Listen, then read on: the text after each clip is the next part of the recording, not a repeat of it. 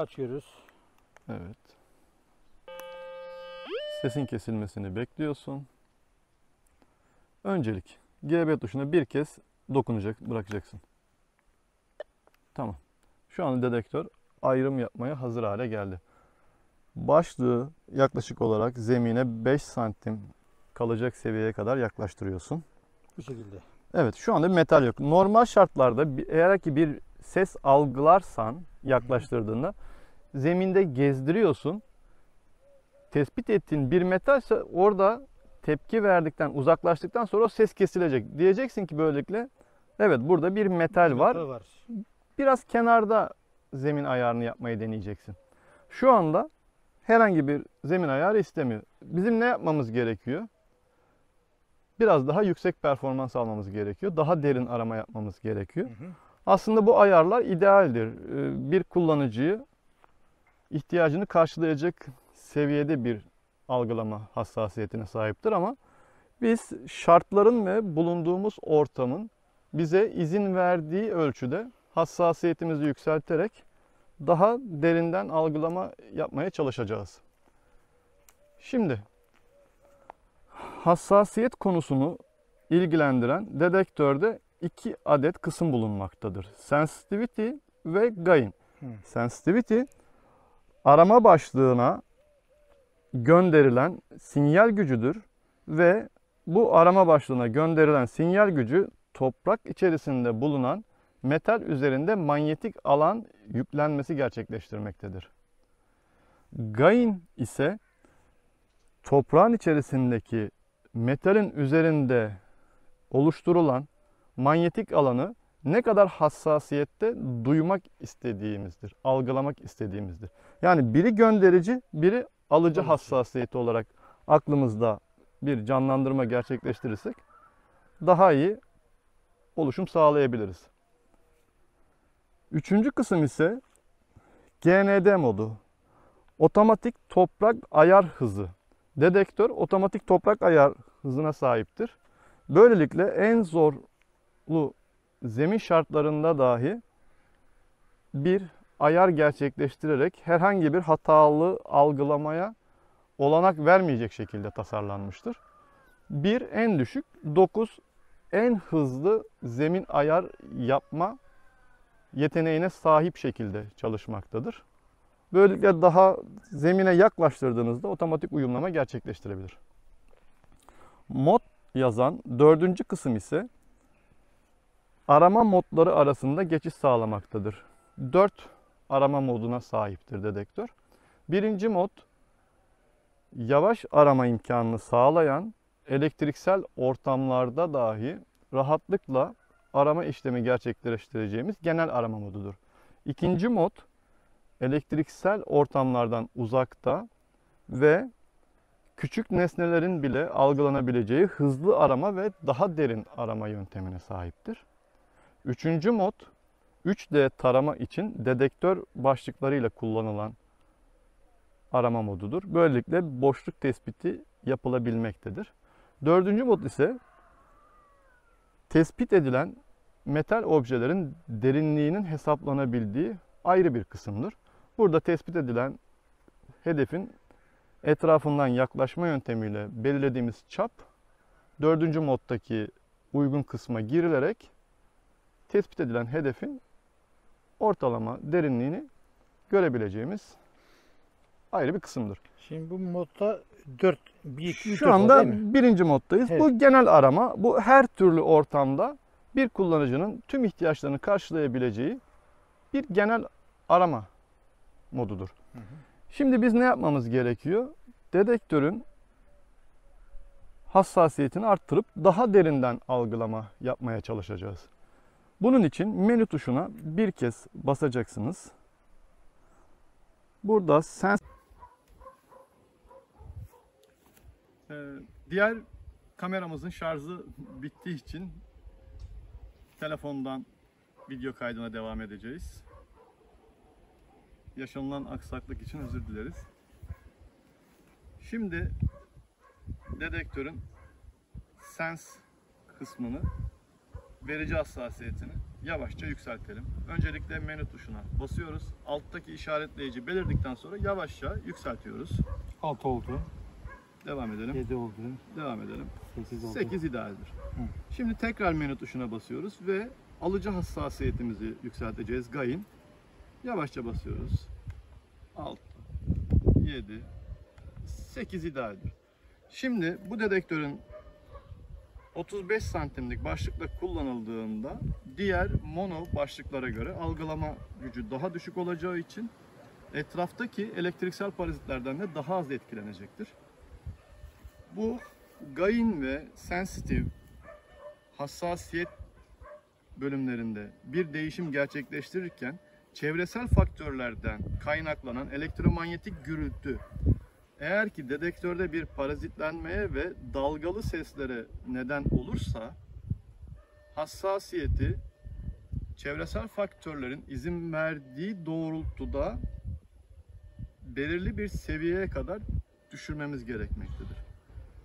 Aslında en ideal elektriksel bölgelerde arama olanağı fabrika ayarlarında gerçekleştirilmektedir. Ama tabii ki bir kullanıcı da ister ki ben bağlı bulunduğum, arama yapacağım ortamda en yüksek hassasiyette arama yapayım. Bu nedenle bu hassasiyet ayarlarını kullanıcı arama yapacağı alanda izin verdiği doğrultuda bir elektromanyetik parazitlenmenin başlangıç noktasına kadar yükselterek arama işlemini gerçekleştirebilir.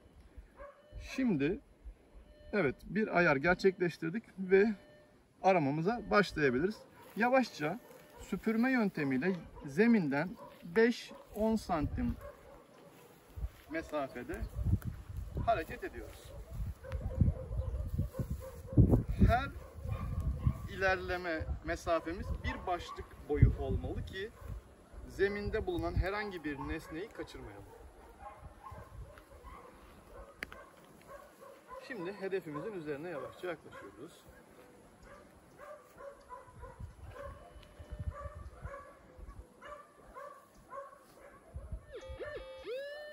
Evet, sesten de anlaşılacağı gibi bir algılama gerçekleştiriyoruz.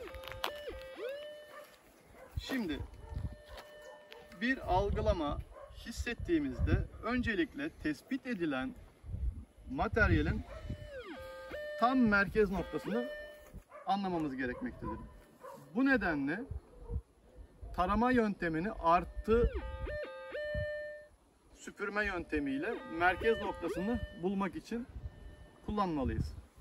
Şimdi zıt yönden de hedef üzerinden geçerek merkez noktamızı belirlememiz gerekiyor.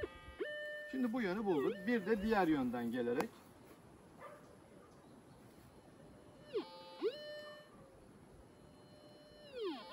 evet, merkez noktamız belli oldu.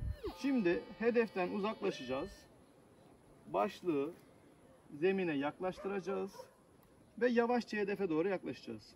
Biraz daha hızlı. Çünkü uyumlama yapacaktır. Yaklaş. Tamam, biraz fazla yavaş yaklaştık. Şimdi tutalım. Yavaşça geliyoruz.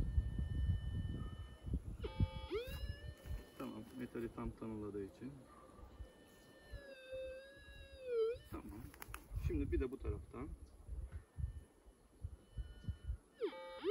Yanlış yerden geliyoruz. Tamam, şu şekilde. Bir de bu taraftan gelelim. Zıt yönden de mesafeyi bulacağız.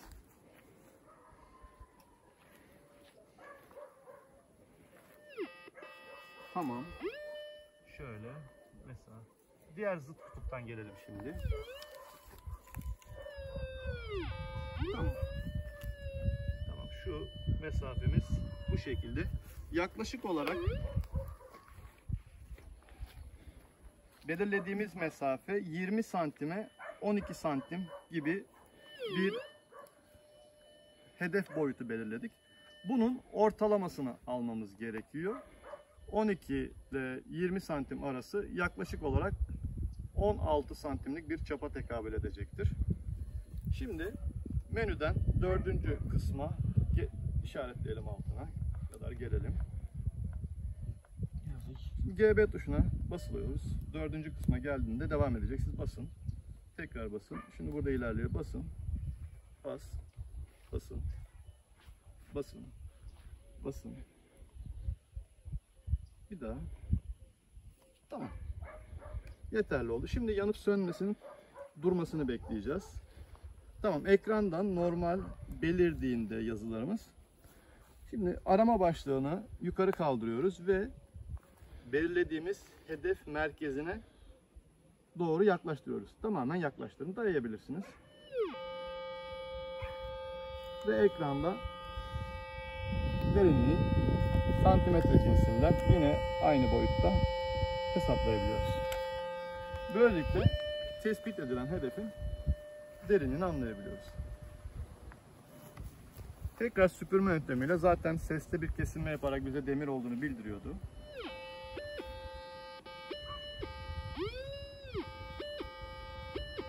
Tamam. Şimdi çok üzerinde gezdirmek. Şöyle bir uzaklaşın, üzerinden geçirin. 1 saniye sessiz bir şekilde bekletin, tekrar üzerinden geçin. Dedektör bir algılamayı sıfırlasın. Yine üzerinden geçin hedefin ama hedefin üzerinden geçtikten sonra boşa çıkartın. 1 saniye zaman geçsin. Ondan sonra tekrar üzerinden geçin. Panalamak için. Çok yaklaşmanıza gerek yok. Şimdi burada algılamalı ikileme yapıyor. Yani istenmeyen bir metal olduğunu belirtiyor. Kesiyor. Biraz daha yaklaştığında sesi kesecek, tam olarak kesecek. Bize bir demir olduğunu belirtiyor. Kesip bırakıyor. Evet, normal bu değerli bir metal olsaydı bu ses düzenli olarak, lineer olarak yani düzenli bir yükseliş gerçekleştirecekti. Şimdi diğer taraftan da, diğer kutuptan da üzerinden geçelim.